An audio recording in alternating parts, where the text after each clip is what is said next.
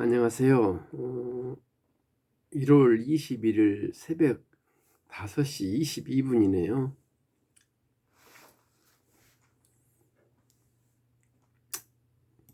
예,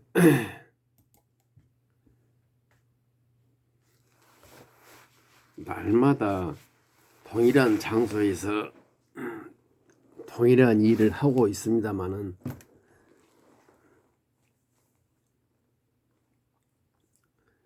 제가 느끼는 그 하루하루의 감정은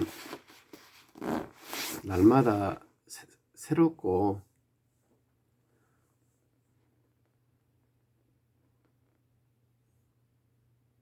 시간 가는 것이 굉장히 빨리 지나갑니다만은 손에 잡혀요. 예.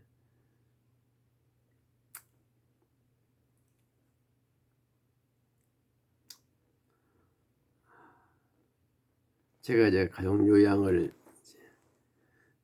장기간 하면서 시행착오를 줄이려고 날마다 이렇게 기록에 남기고 통계를 뽑고 이렇게 합니다만은,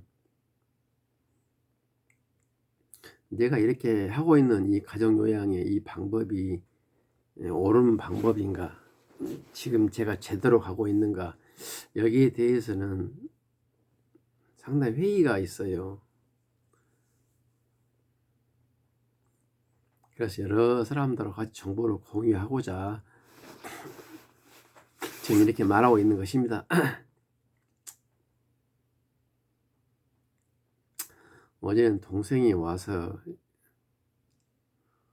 속을 좀 뒤집히고 가가지고 많이 속상했는데요. 동생이고 또 여자고, 그래서 제가 속으로 많이 사귀었습니다. 동생이 남자였어도 아마 사귀었을 거예요. 왜 동생이니까. 행했다면 용서가 안 되겠죠. 저는 베이비 부모 세대인데요. 어찌됐든 간에 우리 세대는 정서가 장남은 부모가 모셔야 된다, 그런 정서였거든요. 그래서 큰아들에 대해서는 여러 가지 권리와 혜택을 많이 줬어요. 그렇기 때문에 의무도 있겠죠. 저희들은 어릴 때 큰형한테 말하다 보면은 부모님한테 혼났고요. 큰형 위주로 가정을 많이 이루어졌습니다. 큰형이 그런 권리를 포기하고 의무도 포기하고 그러려 해서 그렇지, 우리 부모들은 우리 성장할 때나 성장 후에 큰형에게 많이 힘을 실어줬어요. 그런데 큰형이 그런 권리를 포기했죠. 의무를 포기하려고 했는가 모르겠지만, 그러다 보니까 우리 칠남이가 가족이 해체돼 버리는, 큰아들 역할을 못하니까 둘째 셋째도 그 꼴이 되었고, 넷째인 제가 지금 밀어내기로 어머니를 모시고 있는데요. 넷째도 마찬가지입니다. 넷째 며느리도 또 뭐 자기가 무슨 의무가 하면서 부모님을 모시려고 하겠습니까? 그 밑에 여동생 둘이 있는데 걔들이 오빠가 고생한다고 경제적으로 도움을 많이 줘요. 그러다 보니까 저를 좀 쉽게 알아요. 그래서 좀 제가 화가 났던 것입니다. 매번 강조합니다마는 가장 가까운 친척에서부터 가장 큰 상처를 받습니다. 자기 마누라, 자기 자식, 혹은 자기 남편, 혹은 자기 형제 자매로부터 엄청난 상처를 받아요. 이 부분은 제가 상당히 강조한 부분이지 않습니까? 가족요양 하시는 분들 아마 제 말에 공감을 하실 거예요.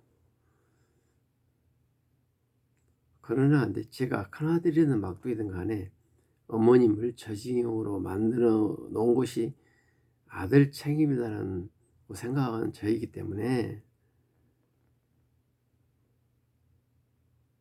동생들이 저를 쉽게 알아도 제가 거기에 대해서 거부할 힘은 없네요. 지금 이것은 굉장히 중요하고 예민한 부분이기 때문에 다음에 일단 세밀히 말하기로 하고 여기서 끝내고요. 제가 오늘 하고자 하는 말은 어렵고 힘들 때일수록 원칙으로 돌아가고 멀리 돌아가고 서서히 목표를 향해서 뚜벅뚜벅 걸어가다 보면 의외로 좋은 효과가 날 수도 있겠다 하는 이 말을 하려고 그럽니다.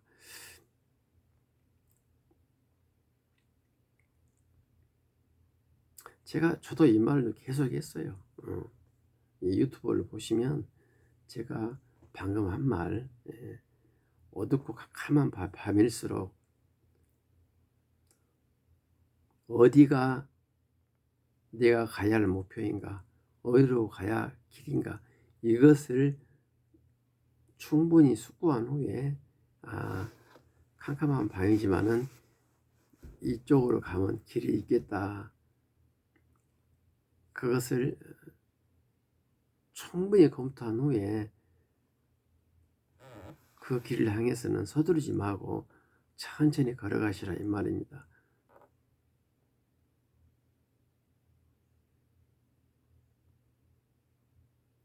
저는 아무것도 모르는 그런 상태에서 가족여행 했을 때 제가 물론 세밀한 부분에서는 좌충우돌을 했습니다만은 큰 방향 설정 부분에서는 실수 없이 뚜벅뚜벅 천천히 걸어왔던 것 같아요. 그러게 했던 마음의 기본은 나는 아주 부르자다. 어머님 돌아가실 때까지 내가 어머님을 책임지겠다. 그런 강렬한 그 죄의식, 강렬한 죄의식에서 우러난 뭐라 해야 되나요? 그 죄값을 치르려고 하는 그런 것이 효심으로 나타나가지고 이렇게 된 것 같아요. 그러니까 효자라면은 제가 그렇게 못했을 거예요. 아니, 효자라면이 아니라 내가 효자였다고 내 스스로를 평가했다면 그렇게 못했을 거예요. 반면에 내가 아무리 효행을 했더라도 나는 부르자다 이렇게 생각한 사람이면 거기서 더 에너지를 발휘해서 부모를 모시게 될 것 같습니다. 이것을 이제 제가 조금 부연 설명하자면요. 병원에서 희망이 없다 그랬거든요. 퇴원하시라고. 희망이 없는 상태가 어떤 상태인 거니? 뇌수술을 했어요. 뇌수술을 해가지고 헛소리도 많이 하고 급격히 치매로 진입이 됐고 선망 현상이 너무 심하고 식사는 못 드실까요? 코로나에서 식사를 하시고 병원에서 3개월 누워있다 보니 팔다리 근육이 완전히 이제 망가져 버렸죠.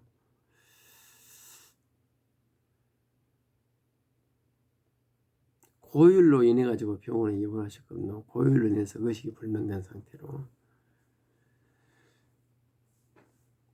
그렇게 해가지고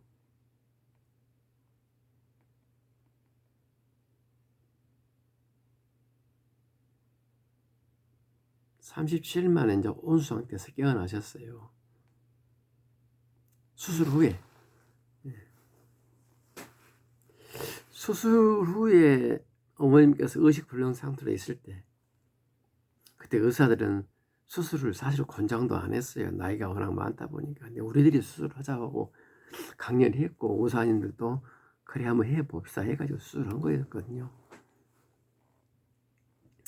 근데 30일이 넘게 온수 상태에 있을 때 제가 우리 형님도 동생도 같이 간호했습니다만은 저는 제가 주도를 해가지고 부지런히 줄러줬어요. 굉장히 많이 줄러줬습니다. 그게 사실상 엄청난 효과를 발휘한 것 같아요. 안 주물러줬더라면 아마 더 망가졌을 거예요. 저는 그 사람이 의식불량 상태에서 몇 달 후 혹은 몇 년 후에 깨어났던 사례를 많이 접했거든요. 그래서 어머님께서 지금 깨어나지 않더라도 언젠가는 의식을 해볼 것이다. 이 부분에 대해서 확신이 있었어요. 확신이 있었기 때문에 부지런히 줄러주는 겁니다. 온 전신을.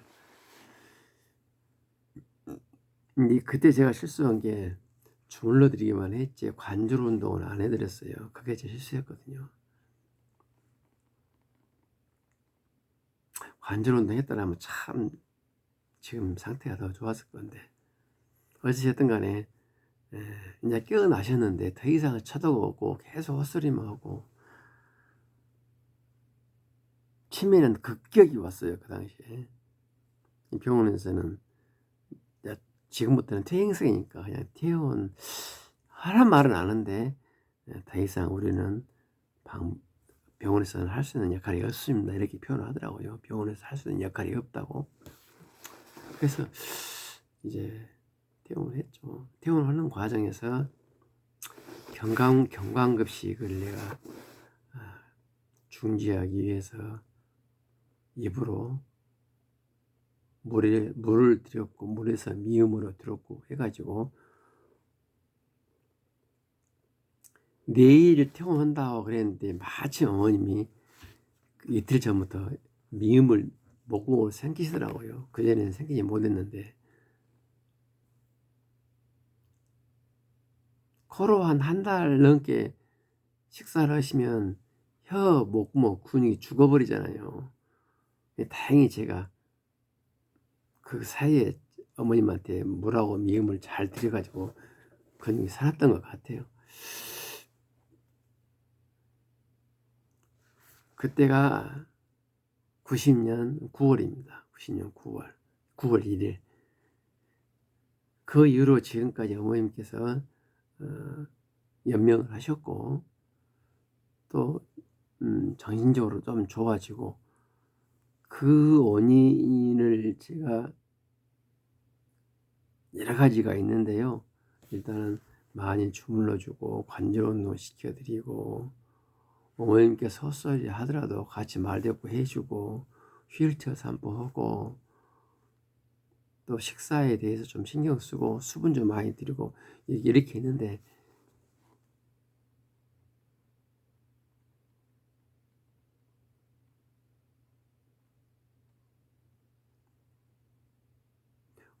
제가 오늘 이 새벽에 지금 5시 36분인데요. 아까 말한 같이 여러 가지 사라지게 딱 하나를 찍으라면 저는 주물러 드린 것을 찍고 싶어요. 주물러 드렸던 거. 거기에다가 관절 운동 해드린 거.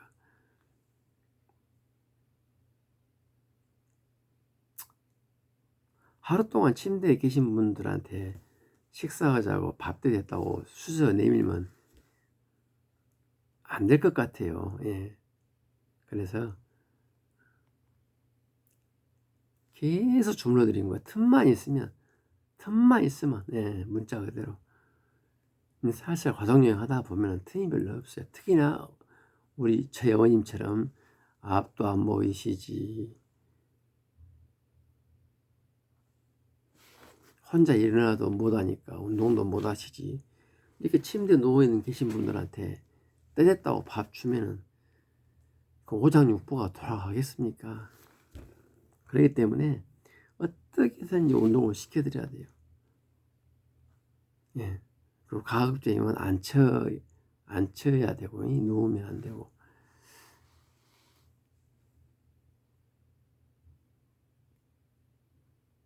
어머님 침샘에서 침이 나올 수 있도록 하기 위해서는 맛있는 음식도 중요하지만은 그 전에 식도가 열려야 침샘이 열릴 거 아니겠습니까? 그래서 오장육부가 좀 돌아가기 위해서 제가 부지런히 운동을 시켜드리고, 이렇게 어머님 이렇게 딱 누워 계시면은 관절 운동 해드리고, 팔 주물러 드리고, 또 낮에는 시간 나면 휠체어 산보 해가지고 목이나 허리 근육을 좀 살려드리고,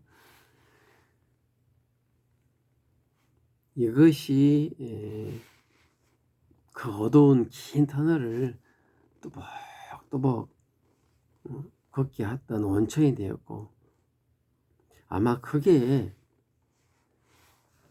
그나마 제 어머님을 연명도 시키고 상태는 조금 좋아진 것 같아요. 이 조금이 어마어마한 거죠. 예근군이 퇴행을 막은 것도 대단하거니와 퇴행을 막은 것이 아니라 조금 더 후퇴시켰잖아요.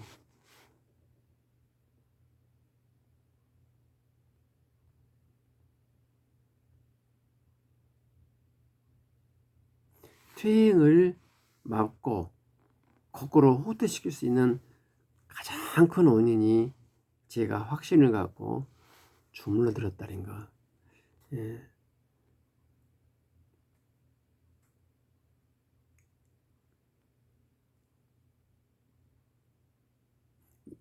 혹시 가족요양 처음 하시는 분들, 제가 하는 이 말을 조금 고민 한번 해보세요. 퇴행은 어차피 진행되는 것인데 더 막고 거꾸로 좀 뒤로 후퇴시켰다는 것은 대단한 겁니다. 그것을 그렇게 하려면 많이 주물러 드려야 돼요. 예. 관절 운동 많이 해드리고, 그리고 노인들은 헛소리 많이 하잖아요. 그때 사실상 제 부모라도 정말 제가 아주 식은땀이 나고 이 뇌 속에서 쓴물이 나온 것 같아요. 그 헛소리 듣고 있느라면 제가 지쳐요. 근데 꼭 참고 어머님을 저렇게 정신적으로 망가뜨린 범인이 나다, 나는 불효자다, 그렇게 생각하고 꼭 참고 같이 말대꾸를 계속 해주시는 게 좋을 것 같아요. 저는 그렇게 했어요. 처음에는 못했거든요. 근데 어느 날은 갑자기 저것도 일종의 신호인데, 저 신호에 대해서 내가 같이 메아리를 쳐줘야 쓰겠다. 네. 정 피곤하고 정신적으로 힘들어서 말대꾸 못하겠으면 이 말만 해주세요. 이것도 아마 힘드실 겁니다. 예. 힘드실 거예요. 뭐 한두 시간이 아니라 몇 시간 헛소리 하고 계시잖아요. 선망현상에 지휘하면. 그래도 옆에서 손 잡아주고 꼭 붙들고 가급적이면 말도 깨지면 좋은데, 힘드신다면 그저 힘드신다면 옆에 있어가지고 손이라도 잡아주셔야 될 것 같아요. 그도 힘드신다면.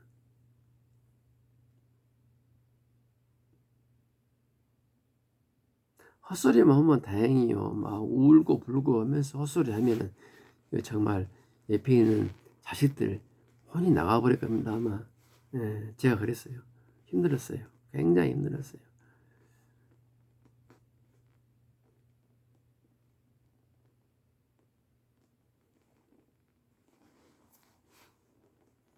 헛소리하고 우시면서 그래가지고 좀 장시간 그러면 이제 뜨거운 물로 목욕을 시켜드리거나 혹은 산보를 해드렸죠. 일절 산보. 그럼 조금 진정되시는 것 같아요.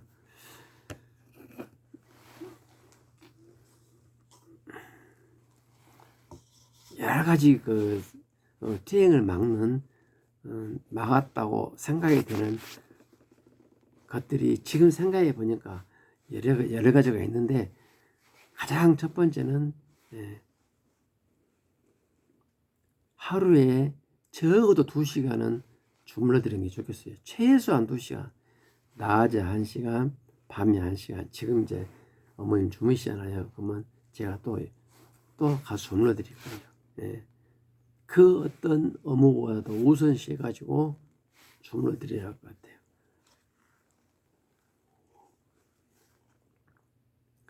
제가 가족여행 할 때는 이렇게 말해준 사람이 없었어요. 예. 정말 제가 그때 처음에 어떻게 해야 가족 유양이 올바른 길인가에 대해서 더더군다나 우리 어머님처럼 2분 이상 곁을 못 떠나는 그런 상황에서 어떻게 할까 걱정했었는데, 그저 저는 사람이니까 좀 주물러 드리자, 단순히 이렇게만 생각했죠. 노인들은 근육이 빨리 굳어버린다더라.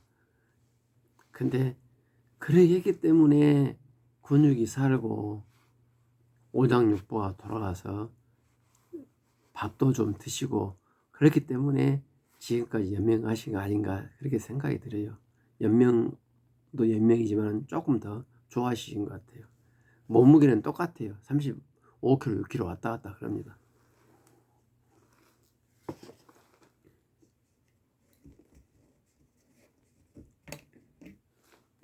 지금 가족여행 하면서 우리 집 주변에 어머님과 나이대가 비슷한다거나 혹은 더 나이 덜 드신 분들 많이 돌아가셨습니다. 예. 저희 어머님보다 훨씬 더 상태 좋고 정신적으로 육체적으로 멀쩡하신 분들 많이 돌아가셨어요.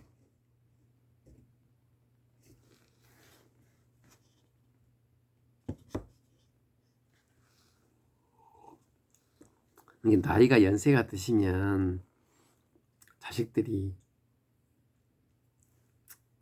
같이 사신다거나 혹은 안 사시더라도 조금 그 부모님의 생활 환경에 대해서 집중해야 될 필요가 있는데요. 보니까 혼자 사신 분들이 많더라고요. 참 저는 모르겠어요.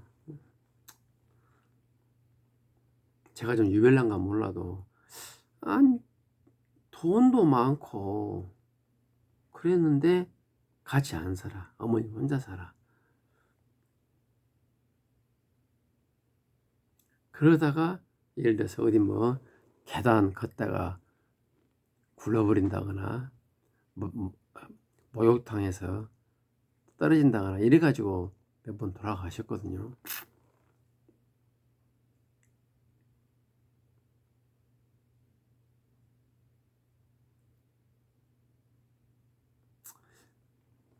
참 가슴 아프죠. 그 엄마는 그 자식을 훌륭하게 키워서 뭐 판사, 검사 혹은 의사 이렇게 만들려고 얼마나 노력했겠습니까? 근데 그런 사람들이 부모를 안 모셔. 예. 부모는 우리 전라도 말로 추접스럽고 더럽게 살아가세요. 자식들은 좋은 곳에서 떵떵거리고 살고 계시나 그 엄마는 정말 더러운 환경에서 낮에는 요양보호사가 와서 밥 차려드리고 아침하고 저녁은 본인이 드시고 이러면서 살아가시더만 결국은 돌아가셨죠. 그게 사고로. 저는 이것을 미필적 살인이라고 표현합니다. 사실.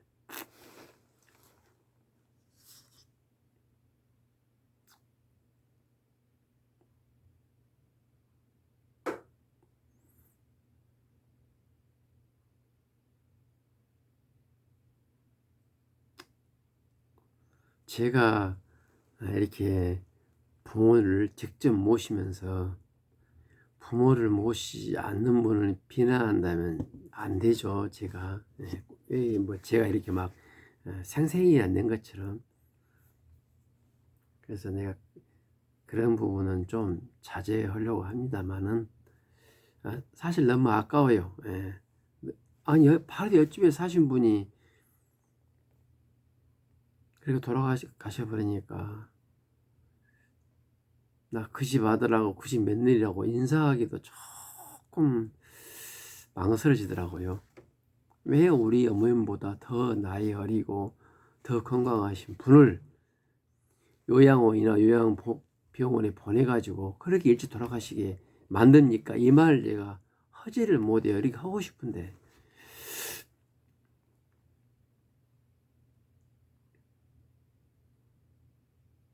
이 사이가 그런 것을 어떻게 하겠습니까? 바로 옆집 사신 분인데 저희 어머님보다 2살인가 어리세요. 근데 그분도 2년 전에 돌아가셨어요. 요양원에 들어가신 지 한 달도 안 돼서 돌아가셨어요. 한 달 좀 넘었겠구나. 예. 나는 물론 이제 그분도 나이가 그 당시에 94살인가 되었으니까 온전치는 않지만 그래도 사진 멀쩡하게 돌아다니셨거든요. 이렇게 허리도 굽지 않았고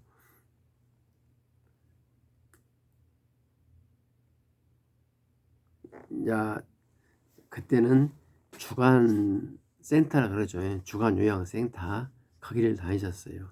그런데 이제 어느 날 갑자기 주간으로 안 가고 이제 24시간 하는 요양원으로 가시더니만 한 달도 못 돼서 돌아가셨어요. 그런 분들이 이 골목에만 둘이 있었어요. 돌아가신 분이.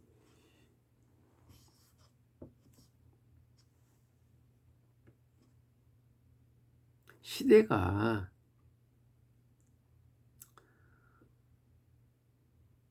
생업을 한답시고 부모님을 요양원을 보내버린 시대고 그런 세태가 되어버렸고 또 자기 생업이 없는 사람도 일을 만들어요.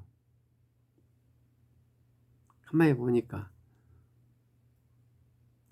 부모님이 이렇게 90이 넘으면 자녀분들도 60이 다 넘었겠잖아요. 그러면 기초 수당이 다 받으신 분들이에요.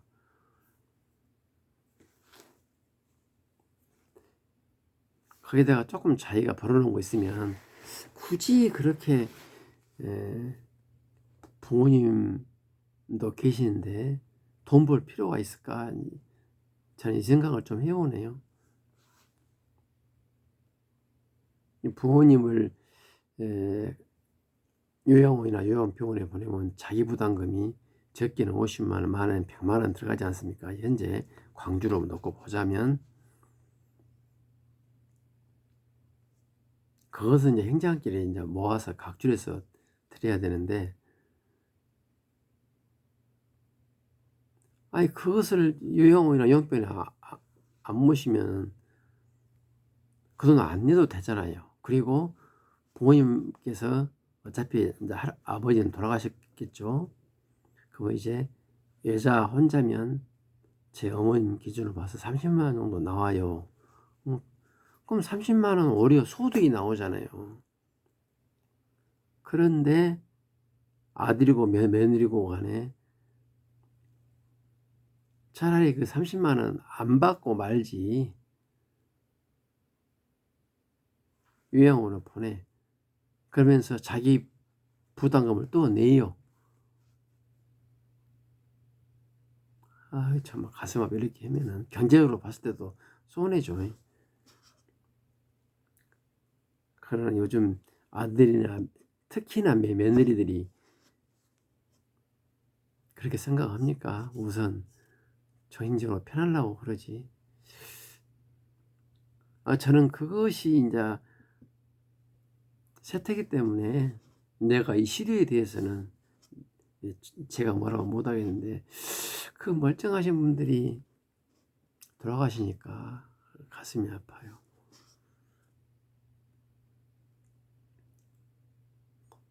정이 병원에 입원을 할 정도라면 좀 모르죠.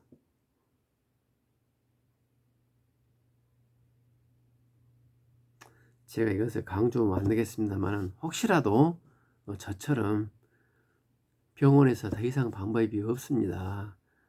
이런 상태에서 부모님을 모시려고 하는 분이 계시다면 일단은 자기 남편이나 자기 부인이나 자기 자식이나 자기 형제 자매에 대해서 일체의 증오감이 없이, 증오하면 안 돼요.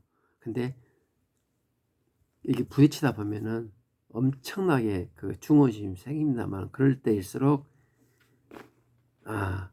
부모님을 저렇게 망가뜨린 것이 나다, 이런 죄의식으로 증오심을 갖지 말고 본인 스스로에게 증오심을 가지셔가지고 꼭 참으세요. 참으시고 관절 운동 계속 해드리면 아마 식사도 좀 하시고 퇴행도 막을 수 있고, 오히려 퇴행을 거슬려서 조금 더 상태가 호전될 수 있는 그런 상황을 아마 발견하실 건데, 이 과정이 적어도 1년 걸려요.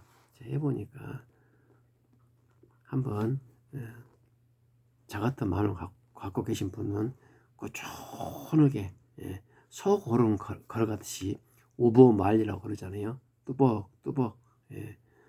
그 엄청난 고독과 그 증오감과 그런 것을 사귀시고 걸어가시면 아마 어느 날 갑자기 좀 보람을 느끼실 거예요.